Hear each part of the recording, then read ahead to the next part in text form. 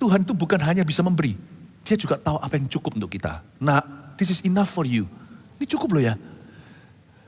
Karena itu kita gak usah kerja seolah-olah kita tuh mau jadi orang terkaya di dunia itu gak usah. Sungguh-sungguh aja kelola talenta.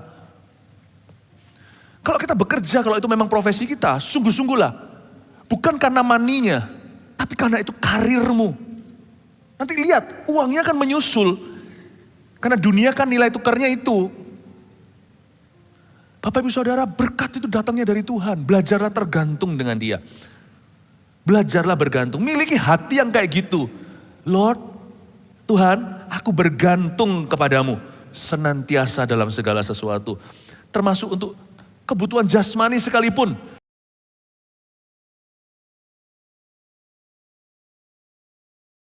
Bapa kami yang di sorga, Engkau ada di tahta. Putramu Yesus Kristus adalah Tuhan kami. Terima kasih ya Bapa, karena Kau begitu baik. Kau memenuhkan semua yang kami butuhkan, bahkan lebih. Kami tidak ada alasan untuk mengeluh atau mengomel lagi. Karena Tuhan, Kau sudah selalu baik dalam kehidupan kami. Kehendak-Mu itu yang sempurna.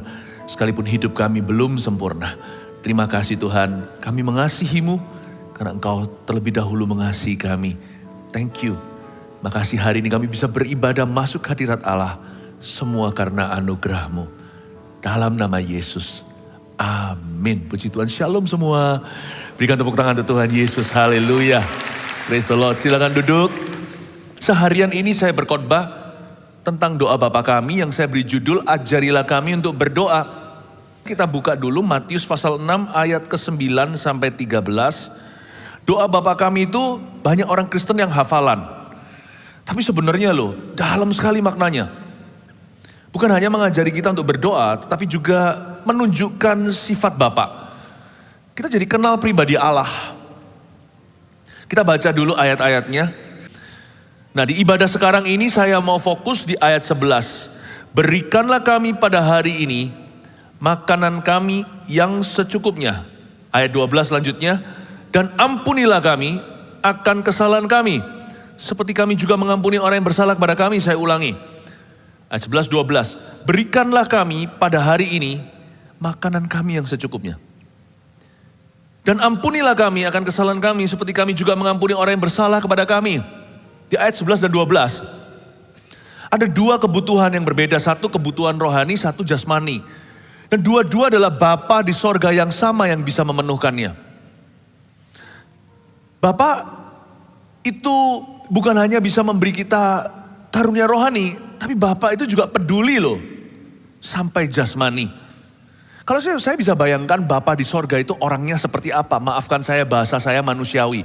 Orang, padahal bukan. Dia adalah Allah, tapi kalau saya bisa gambarkan orangnya itu sangat caring. Saya bisa bayangkan juga Yesus itu seperti apa orangnya.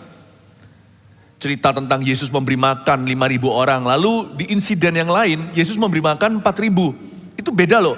Minggu lalu di Surabaya Selatan saya jelaskan.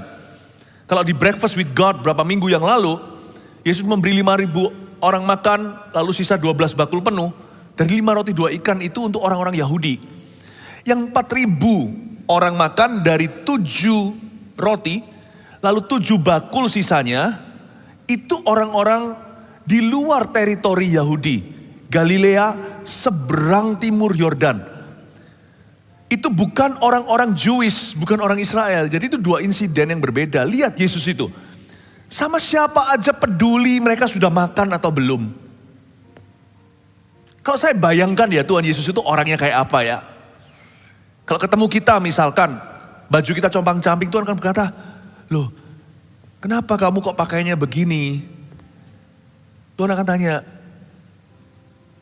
apa enggak ada pakaian lagi? Tuhan maha tahu, tapi kalau Tuhan peduli kan gitu bahasanya.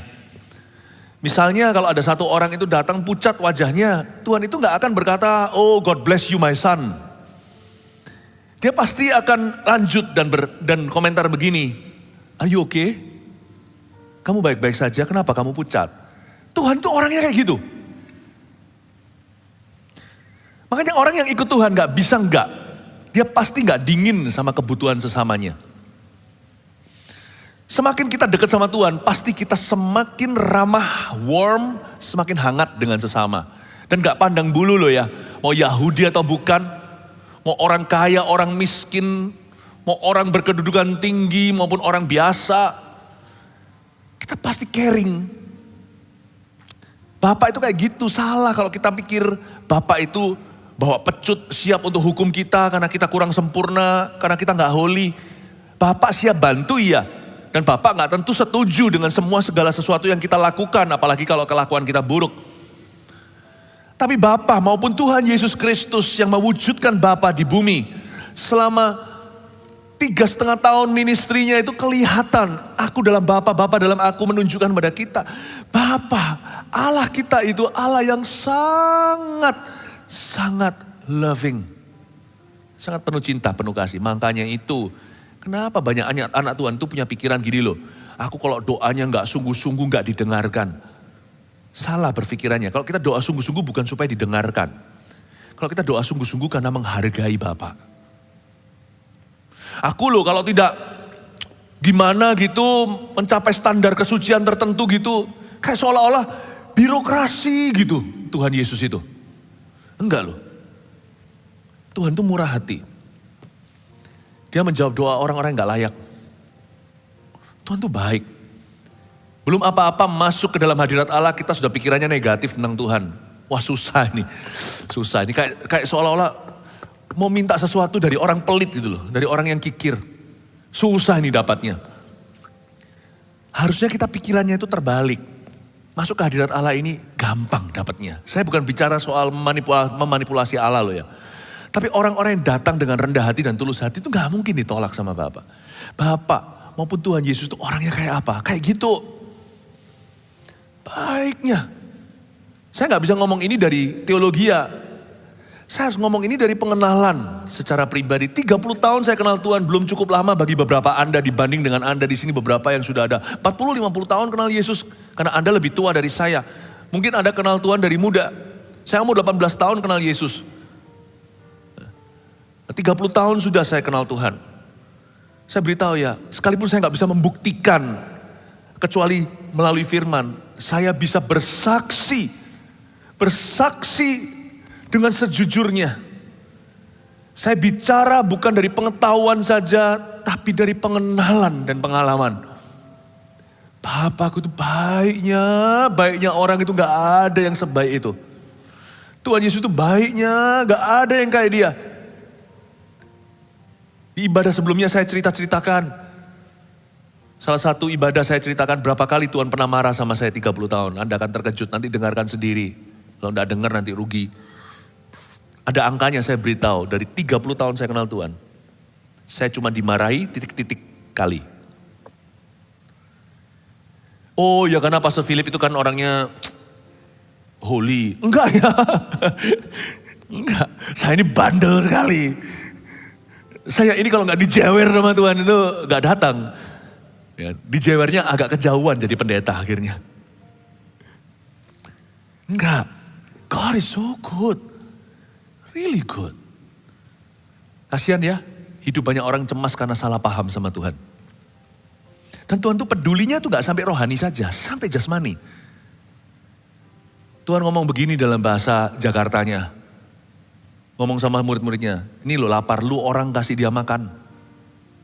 Kasih mereka makan. Udahlah Tuhan, yang penting mereka dapat makanan rohani disembuhkan. Udah suruh pulang. Enggak, nanti pingsan. Gimana nanti mereka pingsan?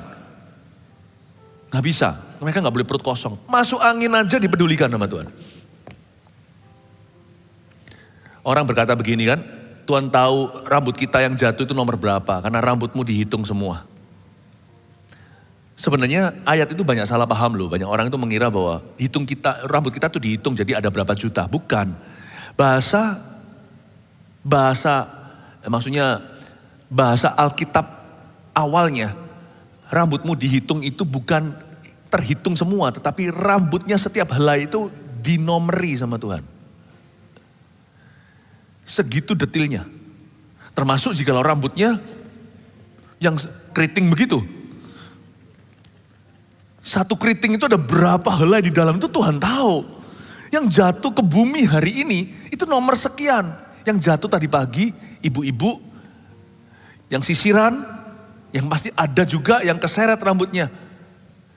Itu rambut yang tadi kena yang masih sisa di sisirmu, itu rambut nomor 2.430.746. Barcode-nya itu ada. Nah masa di sini ada orang yang merasa Tuhan tuh gak peduli sama hidupnya, malah kecewa. Hanya karena Anda belum lihat jawaban, jangan tergesa, jangan menyimpulkan apa-apa. Jikalau Allah tidak menjawab doamu, saya suka begini ya, kalau saya khotbah itu semua pasti akan serinya. Seri gak seri itu seri semua. Minggu lalu saya ada khotbah di-upload juga sudah ada di YouTube gereja maupun YouTube saya. Ketika Tuhan seolah tidak menjawab kita. Kalau Tuhan gak jawab itu jangan ambil kesimpulan, itu Tuhan mau menguji imanmu. Tuhan mau memperbesar kapasitasmu. Allah kita itu loh pedulinya itu loh sampai rambut. Bukan hanya sampai kebutuhan kita, sampai keinginan. Jadi kita harus tahu dulu, berikanlah kami pada hari ini makanan kami yang secukupnya, itu ajaran Yesus Kristus. Jadi kalau Anda ada kebutuhan jasmani, mintalah sama Bapa. Ya memang kita harus berusaha, kita bekerja, saya ngerti. Tapi ada hal-hal tertentu yang kita bekerja berusaha aja gak cukup. Dan sebelum kita bekerja dan berusaha, mintalah sama Bapa supaya nanti kalau dapat jangan sombong kiranya itu hasil usahamu. Berikanlah kami pada hari ini makanan kami yang secukupnya, itu adalah kebutuhan fisik. Nah itu kebutuhan emosi kita atau batinia adalah ampunilah kami akan kesalahan kami. Seperti kami juga mengampuni orang yang bersalah kepada kami. Jadi 2 ayat 11-12 tadi itu Tuhan mau kita senantiasa bergantung padanya. Tuhan mau kita dependent. Loh kok bisa Tuhan mau kita bergantung sama dia itu gimana? Karena kita adalah anak-anaknya. Poin nomor 1, poin number 1, tuliskan ini. Ya, kita bergantung padanya untuk segala kebutuhan jasmani kita. Tuhan mau kita bergantung padanya. Dan Tuhan mau kita bergantung padanya untuk segala kebutuhan jasmani kita. Tuliskanlah. Mana ada sih seorang ayah itu yang gak mau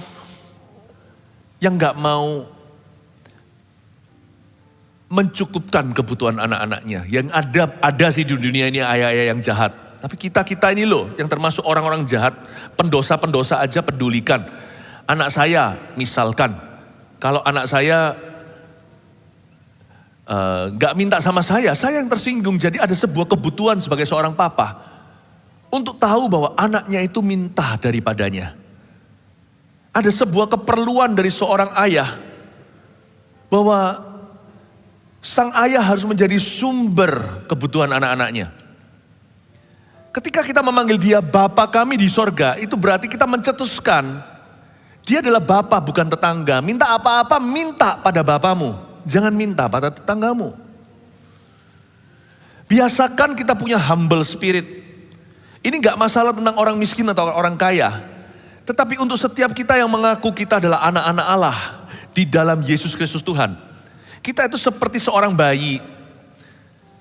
Masa-masa itu adalah masa-masa yang holy dalam kehidupan kami. Orang tua, kami punya anak 3. Anda pasti bisa relate dengan ini, pasti relevan. Waktu anak kita masih kecil atau baby, masih bayi. Ketika mereka, itu gak terulang lagi loh. Karena itu jangan pernah kita mengeluh ngomel, aku dibangunkan tengah malam.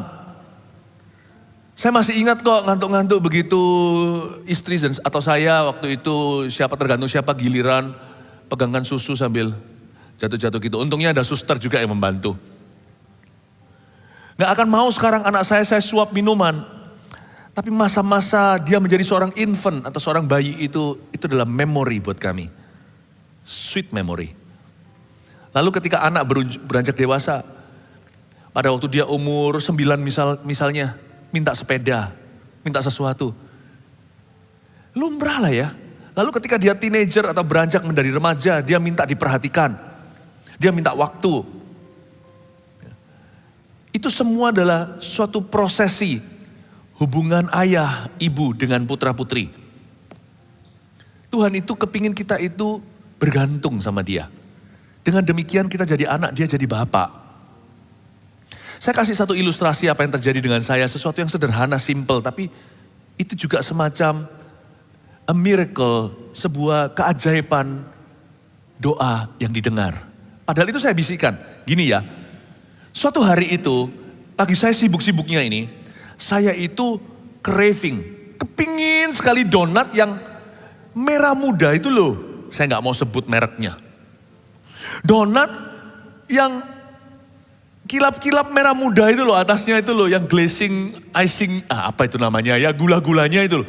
Kepingin banget. Saya malah sampai curiga, saya ini hamil apa? Ngidam loh, kepingin bener loh. Nah, pada waktu saya pingin itu, hari itu lagi saat teduh. Kan gak ada orang yang tahu keinginan saya. Saat teduh itu yang live chat, yang masukkan semuanya itu kan keluarga saat teduh atau jemaat. Kan saya gak masukkan juga, aku pingin ini, kan saya yang mendoakan. Tapi Tuhan itu denger loh keinginan hambanya. Apakah bagi saya gak bisa beli donat itu? Bisa, tapi kalau kita bisa beli pun jangan gaya. Kadang-kadang kita bisa beli sesuatu, tapi kita gak punya waktu. Gak pernah bisa kita belanin hal itu. Lihat ya, gak segala sesuatu itu uang bisa beli. Sekalipun kita punya uang, gak tentu punya waktu atau kesempatan membelinya. Kadang-kadang ada orang punya kesempatannya gak punya uang, ada uang gak ada barang. Nah itu semua biasa di dunia dagang. Ada barang gak ada uang. Tuhan gak pernah memberi segala kuasa di tangan satu orang. Supaya orang itu tidak merasa dirinya hebat tanpa Tuhan. Bukan karena Tuhan itu egois, maunya posesif sama kita. Semuanya serba dia, bukan. Tapi Tuhan tahu di luar dia kita gak bisa berbuat apa-apa. Jadi Tuhan skakmat. Tuhan memang tidak memberikan segala kuasa di tangan kita. Supaya kita itu senantiasa bergantung padanya. Termasuk untuk perkara-perkara jasmani. Saat teduh tiba. Ya, saat teduh tiba. Apa yang terjadi? Lucu. Hari itu saya lagi ngidam pagi hari. Kepingin sekali, saya jarang gitu loh. Tapi kepingin, rasanya begitu. Lalu setelah saat itu selesai ternyata ada orang yang dari antara tim kami itu yang baru datang dari luar kota. Lalu juga sempetin dalam perjalanan beliin itu. Sudah sampai Surabaya, dikasih. Saya langsung mata saya terbelalak. Saya lihat-lihat sama istri saya. Istri saya langsung cerita sama teman-teman di situ. Ini tadi barusan ngomong pengen donat ini. Tapi lucunya enggak. Isinya cuma 2 di dalam. Yang lainnya bukan merah muda. Yang lainnya saya enggak suka. Dan 2 itu diambil salah satunya sama tim. Sudah kemakan. Seperti Tuhan bilang, aku jawab doamu tapi Tuhan kasih, Bapak hanya kasih 2. Enggak boleh lebih dan itu pun hanya 1 yang masuk ke mulutmu. Karena Philip Mantova, anakku, itu enggak bagus untuk kesehatanmu. Lucu gak Tuhan itu? Lucu gak sih? Saya tuh gak doa gimana, gak mungkin saya sambil berlutut berkata, Tuhan berikan donat. Nganggur apa? Doa untuk jiwa-jiwa begitu, untuk jemaat, tapi bukan untuk donat. Saya sempet aja sambil lalu mengucapkan sesuatu, Tuhan kepingin donat itu. Ya, dikasih loh, hari itu juga. Saya merasa sungguhan direndahkan hati saya. Seolah-olah satu donat, tapi Tuhan ingatkan semua yang saya butuhkan. Secara fisik, jasmani, teman, keluarga, perhatian, kesehatan, obat-obatan, mobil, kendaraan, rumah. Kalau donat diperhatikan, saya jadi curiga semua yang saya punya ini adalah pemberian Tuhan. Memang demikian. Cuman kadang-kadang, oh haleluya, kasih tepuk tangan untuk Tuhan. Hanya Tuhan memberikannya lewat cara berbeda. Yang satu ini lewat tim yang pulang dari luar kota. Sempetin waktu lewat airport gimana deket situ lalu beliin. Gak ada pikir untuk pastornya. Tapi ya pasti bikin untuk pastornya tapi gak akan tahu lah dia. Dia pikirkan ini makan sama-sama gitu. Ternyata begitu. Yang ngambil itu juga disuruh Tuhan. Ambilin 1. Kalau enggak saya bisa makan 2. Kalau dia bawa 7 mati aku. Saya makan semua. Besok diabetes bisa. Paham ya Tuhan itu? Dari situ saya tahu 1 Tuhan memberi, 2 Tuhan membatasi. Berarti Tuhan itu tahu memberikan kepada kita makanan kita secukupnya termasuk donat. Bukan sepuasnya, 1 saja. Ini bukan masalah tentang uang. Dan saya jadi curiga, saya mikir oh iya. Berarti ada yang dikasih lewat tim, orang digerakkan. Ada yang lewat pekerjaan kami diberkati. Ada yang lewat usaha, memang kita sengaja pergi ke situ beli. Tapi semua itu adalah pemberian Bapak. Makanya itu biasakan ada kebutuhan jasmani itu berdoa. Bapak, aku minta. Gak apa-apa loh itu. Pernah sekali anak saya sungkan sama saya, mungkin karena cinta. Tapi saya ajari kasih. Gak usah daddy. Gak usah. Mau saya kasih uang itu loh, saya harus paksa. Anak saya itu lucu-lucu. Loh ini memang adalah uang sakumu. Enggak usah Daddy. Saya bilang, jadi kadang-kadang saya bilang, kamu anaknya Daddy enggak? Oh iya, karena saya akan khawatir kalau dia enggak, nanti terima dari tetangga. Gak bisa ambilan gitu loh, kamu kok sungkan. Lucu loh anak-anak saya itu kadang-kadang ya. Saya gak tahu mereka itu makannya apa. Donat kali dari kecil. Saya bilang kalau mereka gak mau dari saya bahaya. Nanti pajekin teman-temannya nanti. Berikanlah pada kami makanan kami secukupnya. Tuhan bisa memberimu apapun yang kau mau. Jangan-jangan nanti dikasih puyuh sampai mati. Mati kerakusan seperti orang Israel. Itu daging masih di dalam. Sampai keluar ke hidungnya menjijikan. Mereka meninggal semuanya. Tuhan itu bukan hanya bisa memberi. Dia juga tahu apa yang cukup untuk kita. Nah, this is enough for you. Ini cukup loh ya. Karena itu kita gak usah kerja seolah-olah kita itu mau jadi orang terkaya di dunia itu gak usah. Sungguh-sungguh aja kelola talenta. Kalau kita bekerja, kalau itu memang profesi kita, sungguh-sungguhlah. Bukan karena maninya, tapi karena itu karirmu. Nanti lihat, uangnya akan menyusul. Karena dunia kan nilai tukarnya itu. Bapak Ibu Saudara, berkat itu datangnya dari Tuhan. Belajarlah tergantung dengan Dia. Belajarlah bergantung. Miliki hati yang kayak gitu. Lord, Tuhan, aku bergantung kepadamu. Senantiasa dalam segala sesuatu. Termasuk untuk kebutuhan jasmani sekalipun. Karena Bapak itu orangnya kayak gitu. Bapak itu orangnya baiknya Paul. Tuhan Yesus itu baiknya aduh ampun sungguh-sungguh. Saking baiknya kadang-kadang kita sampai-sampai seperti Petrus rasanya. Ingin meminta Tuhan untuk enyah dari kita. Karena kita gak layak di hadapannya. Karena kita gak layak untuknya.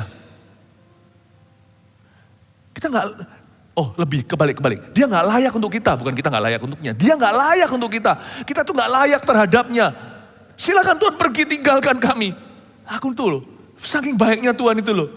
Membuat aku tuh kerasa jadi orang yang begitu jahat ya. Sama sesama aja aku tuh loh, aku tuh seringkali begitu perhitungan sama Tuhan. Tuhan sama saya aja gak gitu. Tuhan mau kita senantiasa bergantung padanya. Karena waktu kita belajar menerima, kita belajar rendah hati. Suatu hari Donat itu mengajari saya sesuatu. Oh haleluya. Bapak Ibu Saudara tahu nggak? Segala berkat itu datangnya dari Allah Bapa kita. Makanya belajar untuk gini aplikasinya. Waktu Anda doa saat teduh tiap hari itu biasakan. Anda itu punya jurnal doa. Yang sudah dijawab bisa dicoreng, bisa dilingkari. Anda doa minta apa? Coba ya, ujilah. Bukan kita mencoba itu kan, bukan. Tulis di sana. Ya, jikalau Anda punya mimpi, misalkan Anda ingin punya rumah, gak ngontrak selama-lamanya, tulis di sana. Doakan, gak usah kita doa itu sambil menuntut, gak perlu. Gak usah didoakan dengan air mata kalau itu hanya materi saja. Tapi coba belajar untuk sebutkan doa. Tuhan Yesus, aku minta anakku bisa sekolah. Saya gak tahu apakah mampu dia bisa sekolah ke perguruan tinggi. Coba doa, lihat nanti. Minta sama Bapak. Jangan pernah merasa, masa gini aja ngerepoti Tuhan. Jangan sok rohani. Jangan sok suci. Sama seperti anak saya kalau datang berkata, enggak usah Daddy. Saya yang marah. Saya enggak suka hati. Sama Tuhan itu jangan sok suci. Jangan sok rohani. Ngomong terus terang apa adanya daripada Anda keluar dan minta-minta roti. Bukankah orang benar tidak akan keturunannya minta-minta? Jangan sampai nanti kita hutang kanan kiri. Belajar rendah hati, aku punya permintaan. Bahkan yang secara jasmani, 1, 2, 3, 1, 2, 3. Tuhan ini prioritasku, aku ingin ini. Lalu terakhirnya itu bumbui gini, aku bersyukur. Ya Tuhan, biarkan kehendakmu yang jadi. Coba lihat ya, Tuhan berkenan enggak? Simpan itu. Gak usah setelah doa lalu keluar di sana, lalu cerita kanan kiri. Siapa tahu ada yang tergerak. Jangan coba genapi doamu sendiri. Kalau yang gituan. Saya cerita tentang donat. Bukan berarti saya minta donat loh ya. Itu sudah lalu. Sekarang saya nek lihat yang merah muda itu. Orang idam kan gitu ya ibu-ibu ya. Udah makan jadi gak kepingin lagi ya. Nah, ya saya gak tahu. Pokoknya saya gak kepingin itu. Saya cerita begini. Karena ini sudah lalu. Kalau sekarang yang saya inginkan, saya tidak cerita sama Anda, saya bawa dalam doa. Kalau saya cerita itu main curang, berarti saya minta. Jangan pernah salah gunakan posisimu. Jangan pernah manfaatkan temanmu. Jangan pernah Anda itu gunakan jangan pernah punya motivasi di dalam hatimu. Jangan sampai Anda itu gunakan koneksimu untuk perkara-perkaramu. Untuk perkara-perkara sendiri. Don't do that. Belajar membawanya di dalam doa. What a friend we have in Jesus. Kita punya seorang sahabat, yaitu Yesus Kristus. Kita punya seorang Bapa sumber segalanya. Asal permintaan kita itu bukan masuk akal. Mungkin tidak masuk akal bagi kita. Kalau permintaan kita itu tulus dari hati yang mengabdi sama Yesus. Keinginan kerinduan itu dijawab loh sama Tuhan. Tapi ya siap-siap, kalau Tuhan gak mau menjawabnya persis seperti ekspektasimu, janganlah Anda kecewa. Karena orang kecewa sama Tuhan itu orang bodoh. Orang gak tahu diri, dia lupakah dia itu siapa? Kok bisa kecewa? Emangnya Tuhan hutang apa? Oh, kita yang harus masuk neraka. Kita ini gak bisa kembalikan kasih Tuhan. Tapi kalau kita itu membawanya dengan ucapan syukur, naikkan segala permohonanmu dengan ucapan syukur itu. Janganlah kamu khawatir tentang apapun juga, kata firman Tuhan. Kalau Anda datang kepada Tuhan itu dengan rendah hati tulus, with the right attitude, dengan sikap hati yang benar. Coba lihat.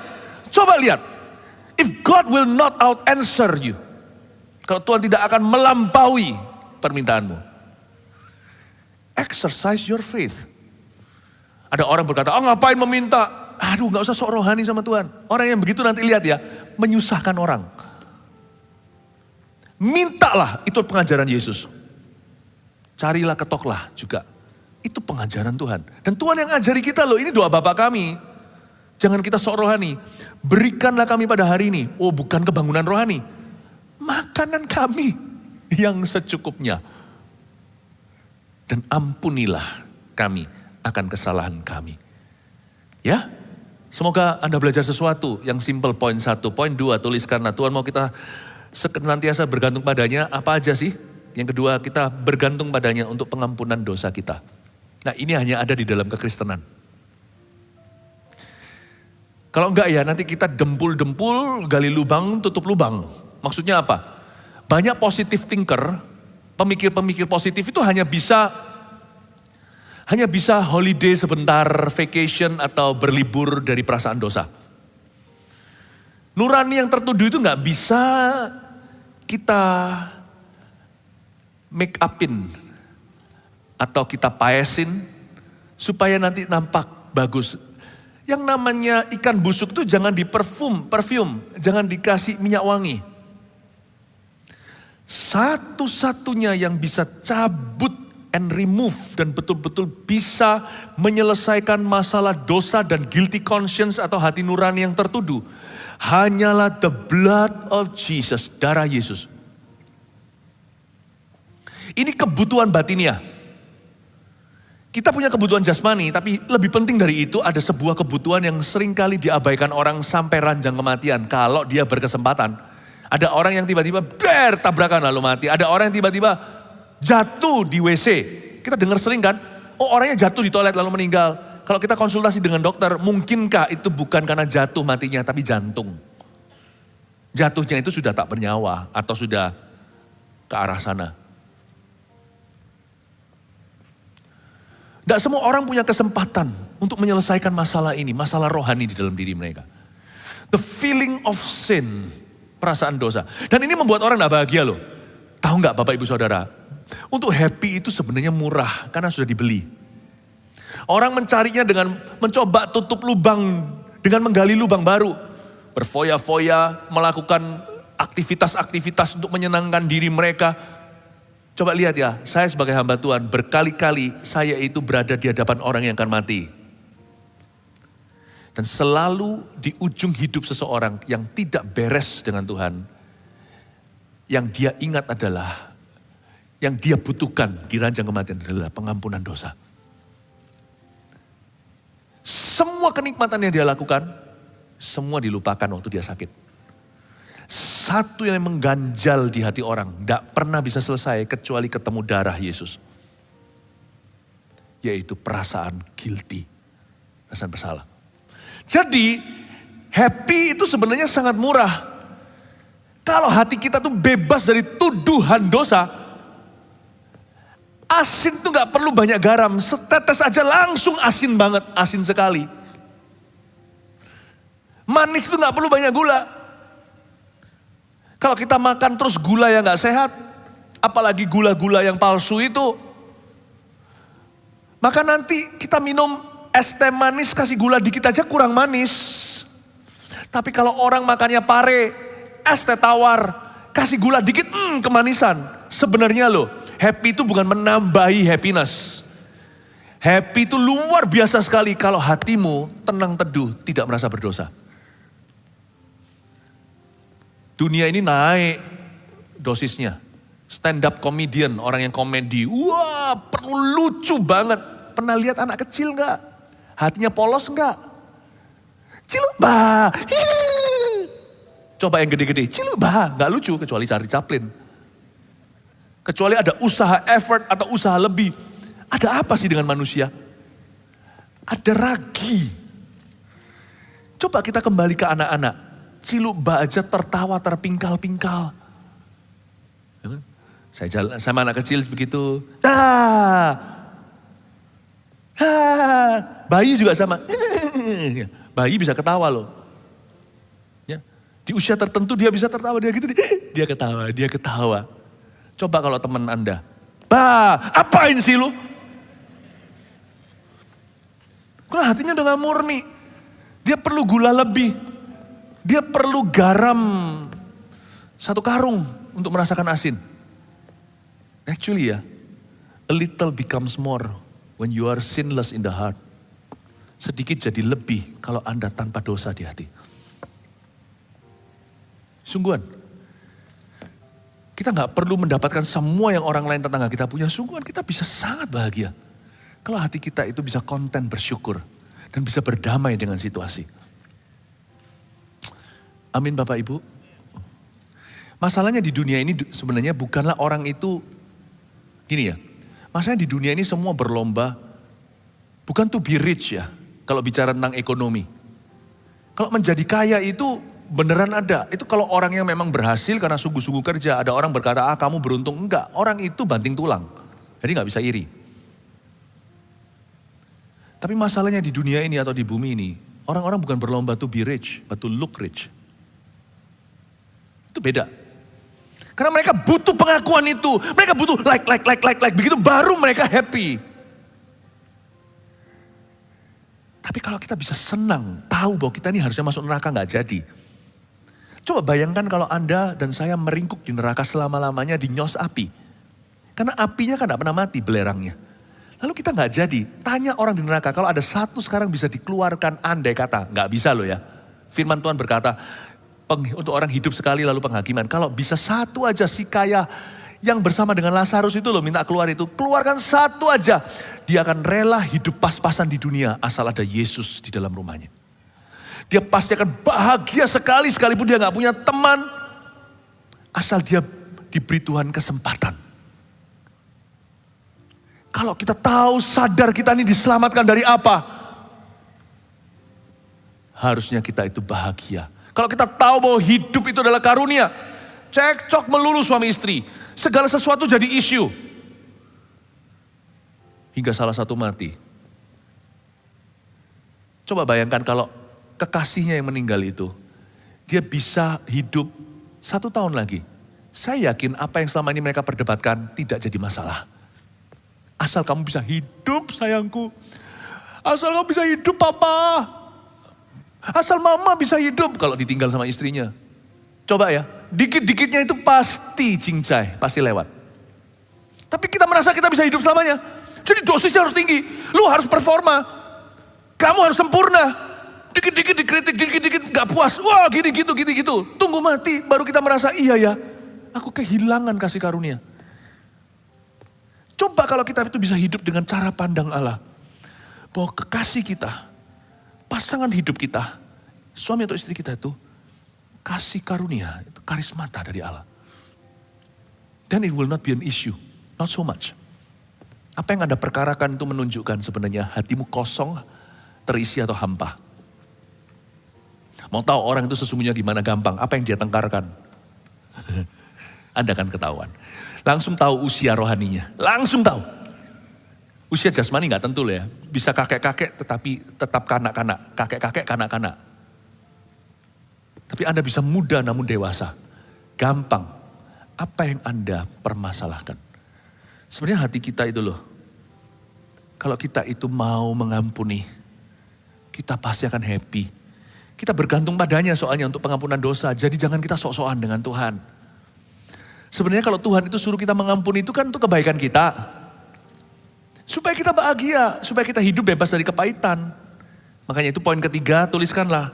Kita bergantung padanya untuk bisa mengampuni sesama kita. Karena waktu kita mengampuni, yang diberkati itu kita. Karena kita jadi hidup bebas dari segala kegelisahan yang tidak perlu. Segala kepahitan itu dikikis. Kita gak perlu alami, kita gak perlu rasakan itu. Orang hidup tanpa kepahitan ya, enaknya. Orang kalau hidup tanpa kepahitan ya, segala sesuatu yang gak sempurna, jadi sempurna. Segala sesuatu jadi indah. Seperti orang yang berkata gini dalam bahasa Inggris, I couldn't be happier. I cannot complain. Gak bisa komplain aku. Gak bisa. Kalau kita hidup tanpa kepahitan, kita itu yang diberkati. Kalau kita kepahitan, bukan orang lain itu yang kita benci, yang merugi. Kita sendiri yang dirugikan. Makanya doa Bapa kami ini mengajari kita sebuah prinsip sederhana. Dan ampunilah kami akan kesalahan kami. Kita harus tahu diri. Seperti kami juga mengampuni orang yang bersalah kepada kami. Diampuni dan mengampuni itu ada sebuah korelasi yang gak bisa dipisahkan. Ini kembar siam yang jangan dipisahkan nanti mati. Kalau kita diampuni tanpa mengampuni, maka pengampunan mati di dalam diri kita. Kalau kita hanya diampuni saja gak mengampuni, wah kolesterol rohani. Masuk terus gak pernah diolah raganya. Ya. Tapi kalau kita mengampuni terus, tapi gak merasa diampuni, bisa mati muda. Kita merasa kita ini diperas sama Allah. Ngampuni. Tapi gak pernah merasa diampuni. Sambil kita ngampuni, terpaksa ngampuni, kita gak pernah rasa diampuni di hati kita. Lama-lama depresi dan bunuh diri. Ya sudah, aku ngalah. Apalagi, ayo ya wis, aku ngalah lagi. Ngalahnya itu pengakuan di mulut, tapi gak rela jiwanya. Ngalah lagi, seperti keluar dari kekurangan, dari minusnya, bukan dari kelimpahan. Makanya itu Tuhan ajarkan, kalau kamu mau mengampuni, doa begini, ampunilah kami dulu seperti kami mengampuni yang bersalah kepada kami. Berarti saya tanya, ampunilah kesalahan kami seperti kami mengampuni yang bersalah kepada kami. Siapa ngampuni siapa dulu di ayat itu? Coba saya ajak kita mikir. Ampunilah kesalahan kami seperti kami mengampuni yang bersalah kepada kami. Ada kata seperti, berarti mana dulu ayo? Telur ayam telur, mana dulu? Mengampuni dulu atau kita diampuni dulu? Mengampuni dulu ya. Kedengarannya begitu memang. Dan gak salah, jawaban Anda betul. Karena ada kata seperti, ampunilah kami, kan kita menghadap Bapa. Ampunilah kesalahan kami seperti kami mengampuni. Itu kan seolah-olah patronnya adalah kita mengampuni dulu baru Bapak nanti ampuni kita gimana. Kalau kita ngampuni sedikit, Bapak ampuni kita sedikit, ya kan? Betul sekali. Tapi ini adalah, kalau ini diterapkan kepada orang yang tidak pernah kenal Yesus, belum bertobat, akan susah buat mereka. Karena mereka gak ngerti pengampunan. Makanya ayat ini adalah doa Bapa kami yang diajarkan Yesus kepada murid-muridnya yang sudah diampuni oleh Bapa. Tetapi sesudah kita diampuni, kita harus belajar mengampuni. Jadi sebenarnya jawabannya dua-dua. Ayam dan telur kali ini dua-duanya. Bagaimana Anda bisa ngampuni kalau Anda belum diampuni? Pakai pengampunannya siapa? Nanti depresi bunuh diri. Kayak diperes sama Allah. Tapi kalau Anda sudah diampuni, jangan tunggu Allah mengampuni lebih. Karena Anda sudah diampuni 100% di kayu salib. Tuhan gak pernah berkata, maka Tuhan gak pernah di atas kayu salib sebelum menghembuskan nafas terakhir Tuhan berkata gini, Bapak ampuni 80%. Dosa mereka, sebab mereka gak tahu apa yang mereka lakukan. Gak pernah instalasi kan, dikreditkan sama Tuhan pelan-pelan. Karena Tuhan berkata, sudah lunas, sudah selesai. Dan Anda sudah diampuni 100%, gak usah manja, minta diampuni lebih. Kalau kita salah ya ngaku sama Tuhan, diampuni lagi. Tapi tidak berarti Anda persentasinya nambah. Persentasi darah tetap 100%, Anda sudah diampuni. Tapi untuk memperbaiki hubungan, Anda harus mengaku supaya bisa move on atau supaya bisa lanjut hubungan itu. Nggak boleh menipu gitu, nggak boleh menyembunyikan sesuatu. Tapi setelah kita diampuni jangan manja. Belajarlah jalan dalam pengampunan. Wah susah Pastor Philip. Susah. Saya suruh ngampuni terus, sana nggak mau berubah kok. Sana nggak mau berubah urusannya, Anda yang berubah. Anda yang berubah. Ya kan rugi. Selama Anda melihat, kita melihat kita yang merugi, yang mengampuni, susah. Berarti kita sudah salah paham sama Tuhan. Tahukah, orang yang mengampuni, itu Tuhan bikin seolah-olah dia memiutangi Allah. Makanya ada kata-kata gini, ampunilah dosa kami, seperti kami mengampuni yang bersalah pada kami. Jadi gini, Tuhan bilang, kamu mau utang berapa sama saya? Oh, sekian Tuhan, tunggu dulu saya mau lihat kamu miutangi temanmu segitu enggak? Kalau kamu miutangi segitu, aku top up. Aku kasih kamu segitu bahkan lebih dari itu. Tapi Tuhan tuh begitu humble, Tuhan enggak mau sok-sokan. Tuhan bilang, aku akan mengampuni pas-pasan. Kalau kamu mengampuni sekian, aku juga akan mengampunimu sekian. Tuhan itu menjadikan dirinya seolah-olah berhutang sama kita. Kalau kamu ngampuni saudaramu, aku hutang segitu sama kamu. Kalau kamu mengampuni orang itu segitu, aku juga segitu hutang sama kamu. Hebat enggak? Posisinya dibalik sama Tuhan. Seperti kalau saya ngomong sama anak-anak, kamu mau daddy kasih kamu ini? Boleh. Kamu kasih Cece dulu. Kamu kasih adikmu dulu. Kamu kasih Koko dulu. Kalau kamu kasih segitu, daddy kan kasih. Kalau papa ngomong begitu, percayalah pasti gak akan plek. Apple to apple, perbandingannya gak akan 1 banding 1. Kalau kamu kasih ice creammu itu ke Cece, atau kalau Cece-nya suruh ke adiknya, atau Kokonya suruh ke adiknya, anak saya kan yang satu cewek, yang kedua cowok, ketiga cowok. Kalau kamu saling kasih itu ice cream, papa akan kasih kembali yang kamu kasihkan. Percayalah, itu berarti saya belikan baru. Dia udah makan berapa hap itu gak saya hitung. Kalau saya stop itu karena itu gak sehat. Tapi kalau itu sehat bagi dia, saya tidak ada limit. Pasti saya dengan semua kemurahan memberikan kepada mereka. Kalau Tuhan berkata, aku akan mengampunimu persis takaran yang kamu tujukan ke orang lain. Apa yang kamu ampuni itu segitu aku akan memberikan kepadamu. Percayalah Tuhan akan memberimu lebih dari itu. Bayangin betapa hebatnya pengampunan itu. Orang yang mengampuni itu memiutangi Allah. Anda berada di posisi Lord. Tuhan langsung ya. Kenapa? Seolah-olah Anda banknya. Kalau Anda hutang, banknya telepon diangkat ya. Karena itu uang mereka. Gitu loh ceritanya. Kalau kita berdoa Tuhan langsung muncul. Seolah-olah Tuhan berutang sama kita. Itulah kuasa pengampunan. Kenapa kita mengeluh? Ngampuni melulu orang itu gak berubah. Kita lupa tidak melihat Tuhan di dalam prosesnya. Tahu gak orang itu saya ampuni? Itu keuntungan saya. Saya dapat loan dari bank sorga gara-gara dia. Ayo sakiti aku supaya aku dicinta. Bisa gak kita punya paradigma gitu? Ayo sakiti saya. Ya jangan nantang dia. Tapi kalau memang ada, saya gak takut. Saya akan berkata silahkan sakiti aku supaya aku semakin dimanja sama Tuhan. Semakin kalian lempari saya batu, semakin saya diberkati sama Tuhan Yesus. Asal saya gak lempar balik. Kalau saya lempar balik, cancellation langsung, void.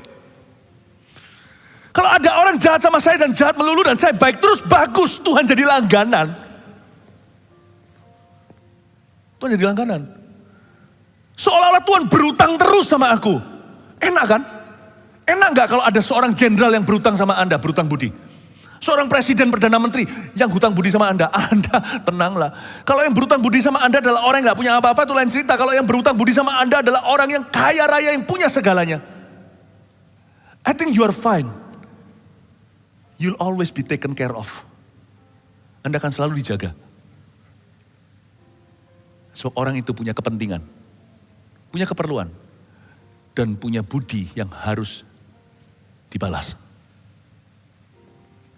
Kapan Tuhan itu? Kapan kita bisa berkata aku punya jasa sama Tuhan? Yaitu pengampunan. Makanya orang yang mengampuni itu happy sekali. Tuhan manjakan. Haji Tuhan datang. Belum doa. Ada apa nak? Bukan berarti Tuhan itu perlu sama dikau, perlu sama Anda, jangan GR kita. Tapi Tuhan menaruh posisinya demikian untuk mengajarkan bahwa pengampunan itu sangat-sangat Tuhan inginkan dan sangat memuliakan Dia. Karena jangan ngeluh kalau orang lain berbuat sesuatu yang jahat padamu, asal jangan kita mau terus-menerus dijahati karena kebodohan kita. Tapi dalam hati itu harus beres. Belajar bergantung sama Tuhan Yesus. Saya garansi ya, selama kita hidup pasti ada orang next yang akan menyakitimu. Mau gak disakiti orang? Gampang. Jangan hidup. Ya, orang kan sayang semua sama Anda, dikuburkan soalnya. Tapi selama Anda hidup, pasti ada orang next yang akan menyakitimu. Kalau kita mau hidup di dalam bola setan itu, ya sudah terserah. Saya gak mau. Saya bergantung sama Tuhan terus, makanya saya gak mau jauh sama Tuhan. Detik saya jauh, saya jadi blur. Waktu saya dekat, saya bisa happy. Karena saya bisa melihat bahkan sesuatu yang sengeri, disakiti, dikhianati, dan pengampunan yang harus tetap saya beri itu menjadi berkat luar biasa dalam hidup saya kalau saya dekat sama Tuhan. Saya gak berani jauh sama Tuhan, karena saya bukan hanya bergantung sama Tuhan untuk perkara jasmani. Kebahagiaan hidup saya itu bergantung pada Tuhan di tengah-tengah dunia yang akan selalu menyakiti kita. Karena itu saya tidak berani jauh dari Tuhan Yesus. Karena hanya dekat Allah saja aku tenang. Di luar Dia saya tidak bisa berbuat apa-apa. Tuhan mau kita senantiasa bergantung padanya. Kalau mau happy, bergantung sama Dia untuk mengampuni. Bergantung sama kasih-Nya. Aku mengampunimu dengan kasih Yesus. Aku mengampunimu dengan pengampunan Tuhan seperti Tuhan mengampuni aku mengampuni kamu. Dan waktu kita noleh ke Tuhan, semoga Tuhan mengampuni aku seperti aku mengampuni Dia. Paham? Bahasanya diubah. Kalau kita ngomong sama orang jangan berkata, aku ampuni kamu supaya aku diampuni Tuhan. Nanti orang itu saking bencinya, dia akan memastikan pengampunan susah supaya Anda jangan diampuni Tuhan. Paham maksud saya? Kalau kita ngomong sama orang, aku ampuni kamu, susah bagi aku, tapi aku ampuni kamu dengan kasih Yesus. Udah, titik. Tapi waktu menghadap ke Tuhan, Tuhan, semoga dengan kasih-Ku kepada orang itu, Engkau mengasihani aku. Amin. Kita itu bergantung. Itu yang disebut doa Bapa kami itu. Doa Bapa kami di ayat 11, 12 khususnya. Ampunilah kami seperti kami mengampuni. Ini penuh pergumulan. Disinilah banyak orang kehilangan damai sejahtera. Tapi dalam doa Bapa kami diajarkan gimana caranya kita memandangi perkara ini. Bagaimana kita punya paradigma yang berbeda. Tuhan ajari kita untuk bergantung bukan hanya untuk roti, 5 roti 2 ikan. Atau 12 bakul yang kita bisa bawa pulang. Tuhan mau kita bergantung sama Dia. Terutama untuk sumber kasih-Nya. Karena untuk hidup mengasihi kita gak bisa jauh dari Tuhan. Dan untuk kita bisa merasa bebas dari dosa gak bisa jauh dari darah. Jangan jauh dari persekutuan dengan Tuhan Yesus. Dan untuk kita bisa hidup bebas dari kepahitan, kita perlu mendekat kepada sumber kasih-Nya. Ternyata kebahagiaan orang itu bukan materi. Kalau saya baca di doa Bapa kami, kebahagiaan kita itu emosi. Kebahagiaan manusia itu batinia. Dan batin kita itu musuh terbesar adalah kepahitan. Kalau kita bisa bebas ini, percayalah, less could feel like more. Sedikit bisa terasa banyak. Ternyata Tuhan bukan selalu menambahkan materi. Tapi Tuhan menambahkan damai sejahtera. Dan untuk damai sejahtera itu bertambah, jangan membenci dan mengingat kesalahan orang lain. Amin Bapak Ibu Saudara. Kalau saya baca sekali lagi, berikanlah kami pada hari ini makanan kami yang secukupnya dan ampunilah kami akan kesalahan kami seperti kami juga mengampuni orang yang bersalah kepada kami. Ada 3 poin sederhana. Bagaimana Tuhan mau kita senantiasa bergantung padanya. Nomor 1, kita bergantung padanya untuk segala kebutuhan jasmani kita. Ingat donat merah muda. Yang kedua, kita bergantung padanya untuk pengampunan dosa kita. Ini hanya ada dalam kekristenan, yang lainnya hanyalah semoga bisa diampuni oleh Tuhan. Semoga bisa diampuni sama Allah. Tapi dalam kekristenan, pengampunan itu dan selesai. Dan karena kita tahu itu selesai, makanya kita bergantung padanya untuk bisa terus mengampuni sesama kita. Bukan hanya untuk mengampuni orang itu demi orang itu. Ampunilah juga demi dirimu. Karena Tuhan mau Anda hidup penuh dengan sukacita. Tidak ada kepahitan di dalam hati, tidak ada membenci. Saya berdoa, mulai tahun ini, damai sejahteramu semakin bertambah-tambah. Tidak tentu materi bertambah, tapi sukacitamu semakin bertambah-tambah. Amin. Dan di mana ada sukacita bertambah-tambah, berkat Tuhan juga akan mudah mengalir di sana. God bless you. Mari kita semua bangkit berdiri.